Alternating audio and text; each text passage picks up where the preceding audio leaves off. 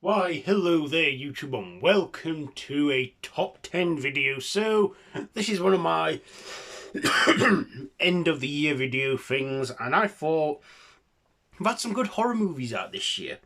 And we've had some bad ones, but I think we've had some good horror movie villains. So here are my top 10 horror movie villains of 2023. Now, these horror villains don't necessarily have to be in good horror movies to qualify, but as long as they looked intimidating or scary or they made it worthwhile or anything like that, they will be included. So let's begin. So coming in at number 10 is Pooh and Piglet, Winnie the Pooh, Blood and Honey. So yeah, when Winnie the Pooh entered the public domain, some indie filmmakers were like, hey, let's make it a horror movie. Now, the horror movie, of course, isn't good. It's a trashy, but I expected it to be so and that. But from the images, I did like the look of Pooh and Piglet. How menacing they look, how evil they look, how monstrous they look in this film. I was like, yeah, I can see the good potential in this, but the film wasn't all that good. But they did something right for, them to get a sequel. Also, these makers are working on a Bambi horror movie next, so that'll be, I guess, interesting to see what they can do with that. But yes, yeah, these are two characters, but they were in the same movie. I mean, Pooh did look very unnerving, but Piglet, he looked like a vicious anthropomorphic boar with tusks. I wonder what Rabbit and Owl would look like, because there's no mention of them getting killed or being eaten in the film, except for Eeyore. Poor Eeyore. Anyway, yeah. Number 9, it is John Carver Thanksgiving. So yeah, Eli Roth, this was like years in the making since he promoted a fake trailer of this film for the Grindhouse double feature, and a lot of those fake trailers I've seen big movie adaptations like Machete and the Hobo with the Shotgun, and we finally got to see Eli Roth bring his vision of Thanksgiving to life, wearing a John Carver mask, out for vengeance on a Thanksgiving riot on Good Friday that resulted in a lot of deaths and that, and it was a revenge killing. Yeah, I've always liked, the only other Thanksgiving horror movie I can think of is Thanksgiving with an evil talking turkey.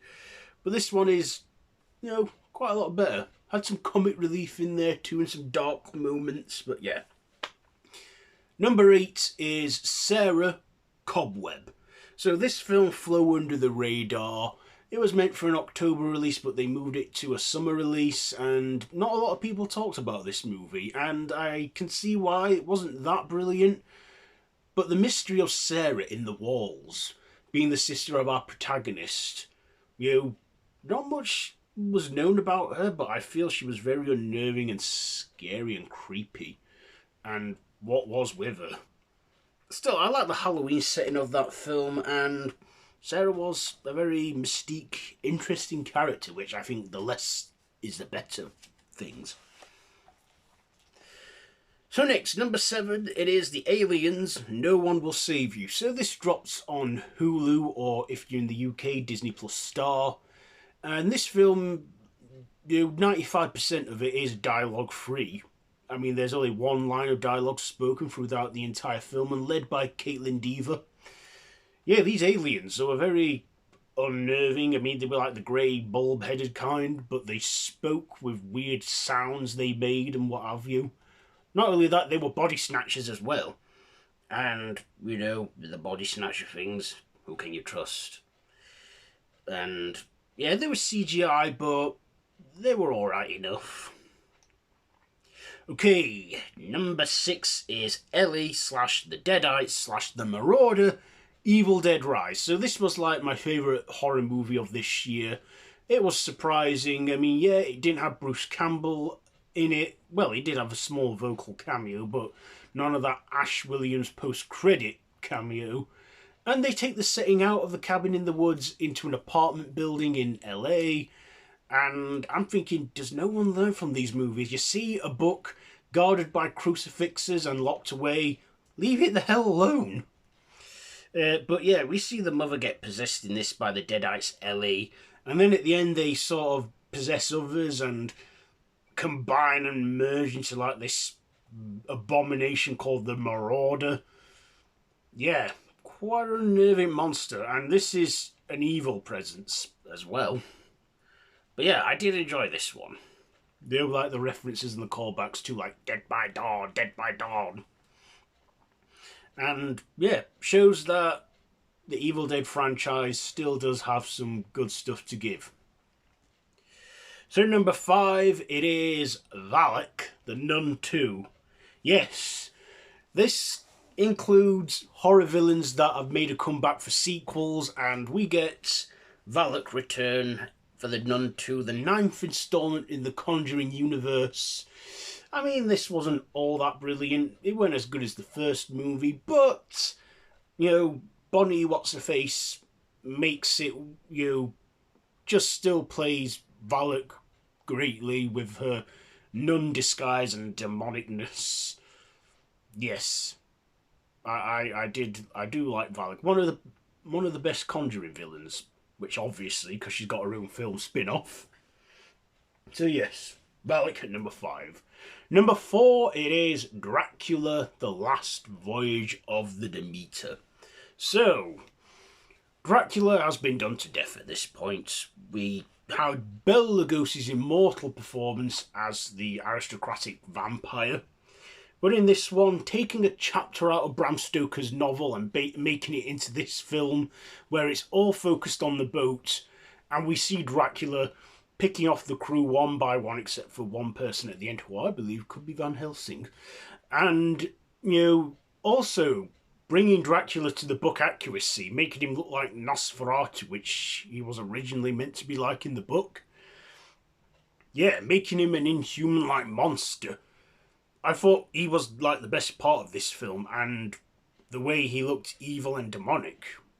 I did like this one. I did like Dracula too. He spoke very little, but he didn't need to speak. The body language did it for me. So there, Dracula. Coming in at number 3, it is another returning villain, Lipstick Face, Insidious: The Red Door. So, yeah, this one was not the best in the series, but it brought back a long-time villain ever since he made his first appearance behind Patrick Wilson in the first movie, giving us that jump scare, and then featuring in the sequel, then coming back for this 5th one, which is the direct sequel to the first 2, and the good conclusion to a story arc with the Lambert family. It was nice to see Lipstick Face. Let's say Valak, Lipstick Face again, with his Darth Maul features and his wicked ways, still holding that with the family and wanting to try and still make their life a misery. But he gets stopped as usual, like with these movies.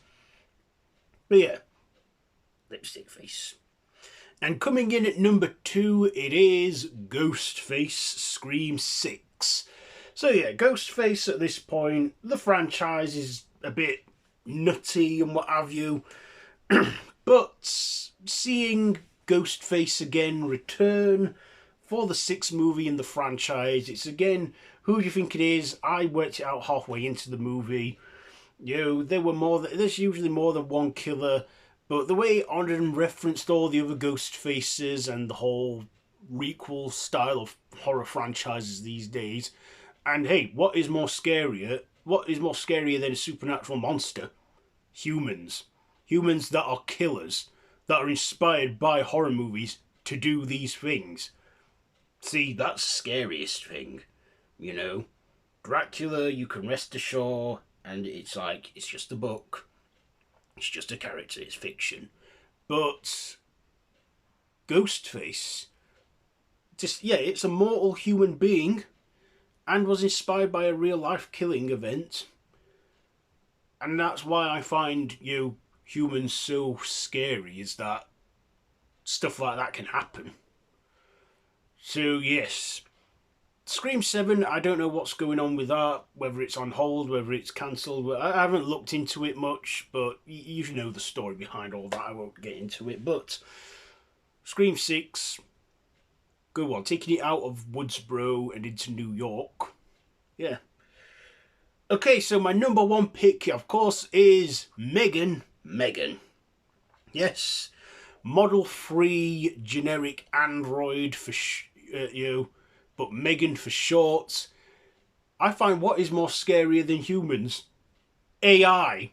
Artificial intelligence. That shit is real. It is.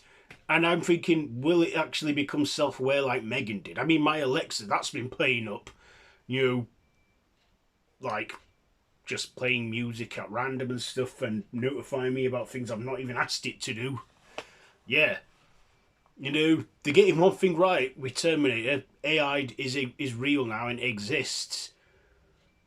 But I fear that it may evolve and get a bit smarter, and that's what Megan was. I mean, yeah, Megan is, again, another killer doll, but she has that unsettling look. I mean, yeah, she is not a real robot. She's not a robot. She's played by a living, breathing actress, a little girl, and voiced by one. But still, the fact that, we can still build robots like that, and that we can have machines talk to us, is very unnerving, and yeah. Also, Megan was a surprise hit, came out in January of this year, and, we're getting a sequel in 25, and also she started the whole dance craze of the Megan dance, when she's dancing to Walk the Night. Yeah, who can forget that? We even saw flash mobs. Is that what it's called? Flash mobs? Around Halloween time this year, doing the Megan dance, Walk the Night. Yeah. And I think she is one of the best horror villains that have come out from this year. So there you go. There are my top 10 villains of 2023. Is there any I missed? Is there any that you think should be in there? Do you have your own top 10? Let me know that all down below in the comments. If you like this video, be sure to give it a big thumbs up. Share with your friends and feel free to subscribe to the channel if you haven't already and to hit that notification bell. I've been Random Ross and this has been my top 10 horror movie villains of 2023. So, until next time, don't have nightmares.